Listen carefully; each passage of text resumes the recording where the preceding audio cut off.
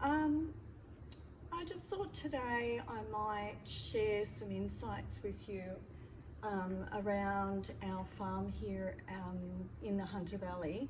So some of my friends have asked me to sort of share my experiences moving to the country. So although it seems like I'm quite at home in the country, it wasn't always the case. So Rob and I both lived and I worked in Sydney for many, many years. I used to work right in Sydney, so I'd commute 2 hours each way to Sydney, and had a busy job which I had moved up in my career. And around 10 years ago, Rob and I, both having a love of the country, decided to make a country change. So I guess it starts by just thinking about what you truly want in life, what makes you happy. So I've written down a few things that I thought I'd share with you. Helped me along the way when we decided to move to the country, and how we made our dream a reality. So hopefully sharing this insight with you will help you if you're thinking about moving. If we've done it, anybody can do it. We've learned a lot doing it ourselves. So I guess that's a big thing, to talk to people that have made the country city change of life.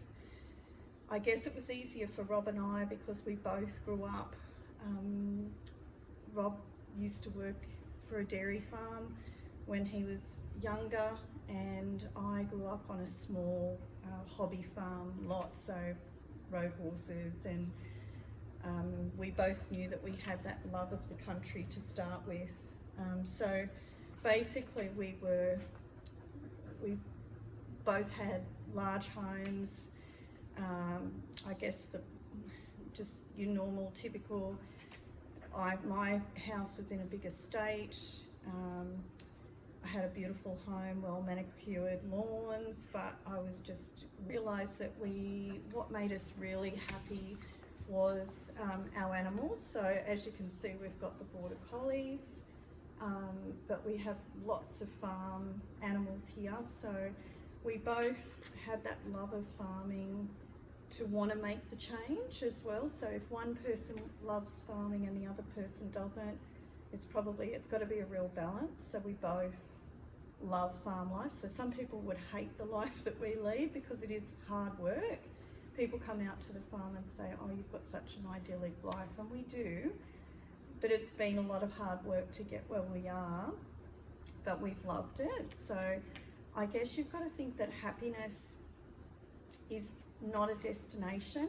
So I know it's a bit of a cliche, but you only live your life once. So I don't want to get to the end of my life to say, oh, I should have, moved to the country and left the city behind.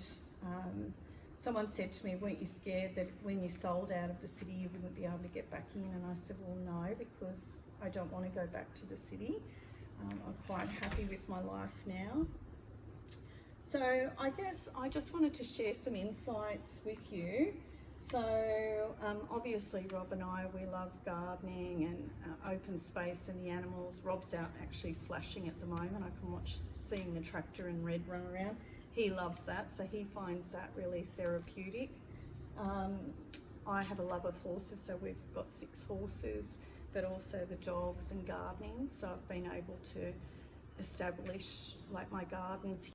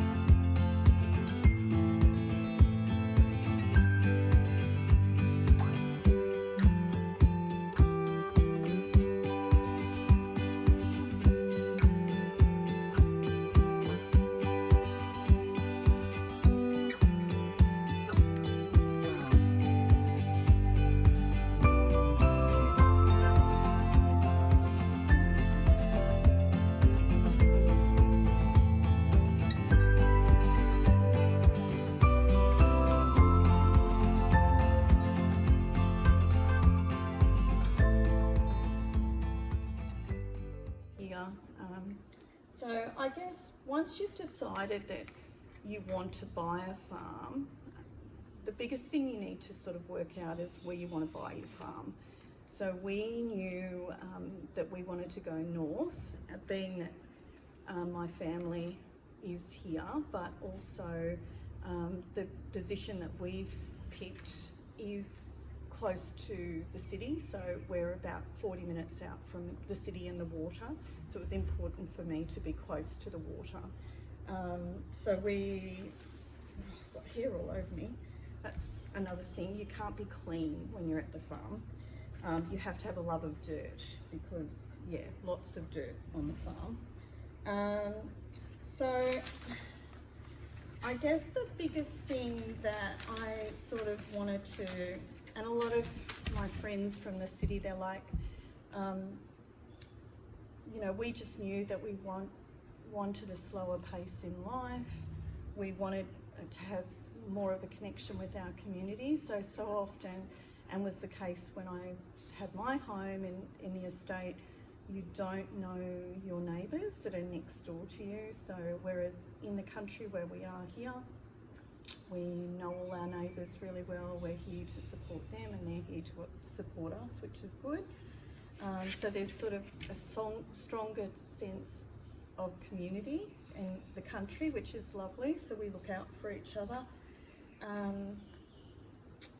So it's also a balanced lifestyle as well, so quieter, more balanced, so you're often outside more. So my past life I spent being in the corporate world inside a lot, so living the lifestyle, as soon as I come home I'm outside. So if you have a love of outside living, the country is definitely where you can get that. So I guess the first things that you need to think about is your location, where you want to buy your farm, your budget, what budget do you have with your farm. So, and the other thing you need to think about with budget is, unless you're buying an established farm, so our farm here was an older farm that had been run for about 40 years, but it hadn't been run for 10 years, so it had been sort of left standing.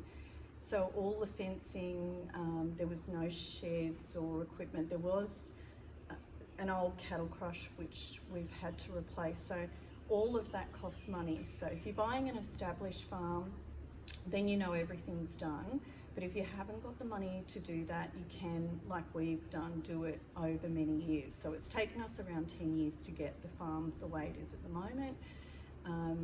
I can recommend to you, when you do end up buying your farm, if you consult with people, so not only your local people, maybe on what your farm previously did. So we know the farm here was predominantly used for cattle, which we have, but also it did grow a crop.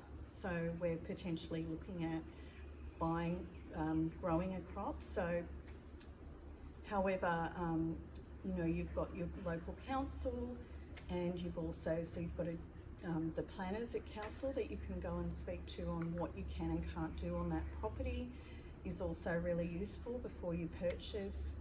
And so what you're zoning, the property is zoned at. The other thing is, how big is the property? Is it going to be able to do what you want it to do? So if you're wanting to graze cattle, obviously if you're wanting to produce a certain amount of money, you would need a certain amount of grazing. So here we're lucky that we do have a lot of grazing land on our property. The other thing would be how much you want to return from the property each year.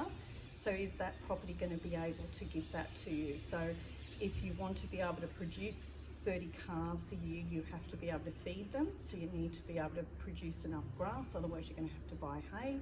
Hay is expensive, and then that reduces your profit. So how you manage your property is really important as well. So when we purchased our property, if I can give you a tip, local land services, for properties over a certain amount of hectares, we pay land service rates as well as council rates. So if you give them a call, you'll have a local officer that will be able to come out to your property You can pay them to do some soil sampling testing, which we have done. We've done that a few times. Soil sample testing is really good. I found it really interesting because it tells you a lot about the history of your property. So from the soil samples, they were able to tell us when the property was cleared of vegetation, because they can see a level of ash within the soil surface. They can also look at the grasses and tell you whether the pasture was improved. They can give you ideas on how you can manage weeds on your property. They also give you tips on how you manage vermin on your property. So if you have foxes or rabbits, etc. Also wildlife. If you're wanting to change your fencing, they can sort of give you some guidance. So that was really helpful. So with the soil sampling, we were able to find out where potentially we could grow crops. If we wanted to improve the quality of the grass to produce more grass to feed more cows, then they tell you exactly what to put onto the soil. So they will tell you, what types of fertilisers to use, and obviously if you want organic fertilisers, etc. So they're really helpful to get out, as well as the local. What has your farm done in the past? What are local farms around you growing? What is returning the most amount of money? So you don't want to put a crop in that's not going to do well for you. So you have to grow the things that you can grow in your area, and also what other farms have learnt. Have they grown a crop and it hasn't worked? So you can learn a lot from other farmers, and farms are really supportive of each other, so they will share their knowledge. The other thing is sharing resources. So for example, if you don't have a post hole digger and you need to do fencing, your neighbour may have one, but you might have a slasher and they don't have a slasher. So we support each other. So sometimes our neighbour will let us graze our cattle on one of their paddocks that they don't use. In return, you would ensure that that paddock was looked after. So, it's very sort of supportive. So you definitely talk to your neighbours and get to know them as soon as you buy your farm. You just need to work out what you want your property to bring you. So are you looking for a tree change, or are you looking to run a farm? So once you've made that decision, that sort of supports what type of farm that you'll be looking to purchase. The biggest thing that I can tell you is farming isn't very profitable on the most part. So what that means is a lot of farms like us, when we inquired on buying our property, they encourage you to diversify now. So what that means is looking at different profitable avenues, so different revenue income streams to make the farm make the most amount of money for you. So to support ongoing growth and development, and also just keeping the farm going, because it's an expensive exercise, farming. So you've got your fences, we have floods, we have droughts, you may lose some animals to disease, or you've got vet bills. So farms cost money to run. They don't run on their own. So our cattle basically support the farm. I'm wondering where I'm sitting at the moment on the farm. So I'm actually in our farm's barn. So that's part of our diversification. We're doing just a couple of weddings each year, which will support the farm. So that's part of agritourism. So definitely looking at your property's best assets. So we border on with beautiful views of the country. So it doesn't have to be, you might open a farm gate experience, you might grow a crop and produce jams and open your property up to sell those jams once a month. So it's all about just diversifying, making the most of what potential your property has, and I guess just enjoying the journey. So we love having people come and share our paradise. So I still wake up each day and have to pinch myself that this is our life.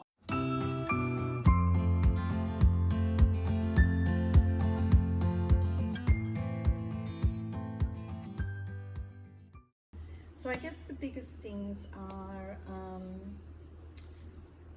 first off, make the decision that you're going to look into moving to the country.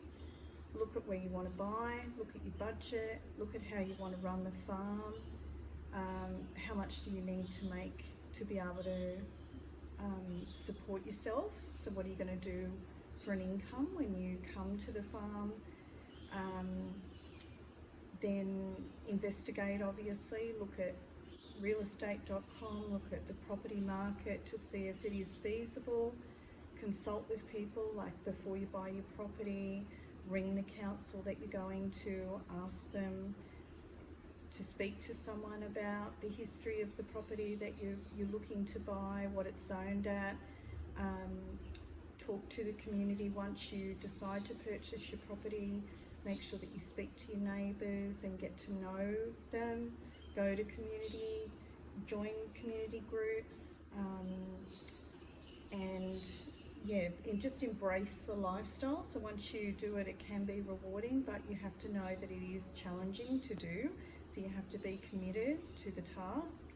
And if you are committed to the task, you can make it work like we have. So it's taken us 10 years, but obviously we love the journey. So part of doing what we're doing is that we love being outside. We love being together, working on a farm together as a partnership. So if it's really what makes you happy, then you can definitely make it happen. So just stay open, to be open to learn new things and maybe change the way you were going to do things to start. It can't be set in stone. So you might buy a property and think you're going to run and do a certain thing, but after speaking to different people, you're not going to do, or you might have to do it in stages. So be open to adapt and change to what the property needs. Don't try and sort of reinvent the wheel. So if the property's been run successfully as a cattle property, it's probably, unless the neighbouring property is doing something that you're thinking of doing, it's probably good to start in that same line. So you could start doing that line and then look at doing other things. So that's what part of diversification is, that you're not just looking at the one avenue for income. So hopefully that's been informative for you, but if you've got any questions or you would like some support in any way, I'm happy to support you. Hopefully I've helped you think that it is doable, that you can move to the country, you can get out of that lifestyle of just getting up each day, going to work, commuting every day. You don't need to do that. You can make it happen. You just got to be committed to make it happen and just go, no, I'm going to do it, and now is the best time that you can do it. So don't put it off. So if you think you want to do it, it's not going to be, we're going to do it in 10 years, we're going to do it in 20 years. Just do it now, basically. So anyway, thanks for watching, and happy, if you want to drop me a comment, happy to help where I can. Okay, bye.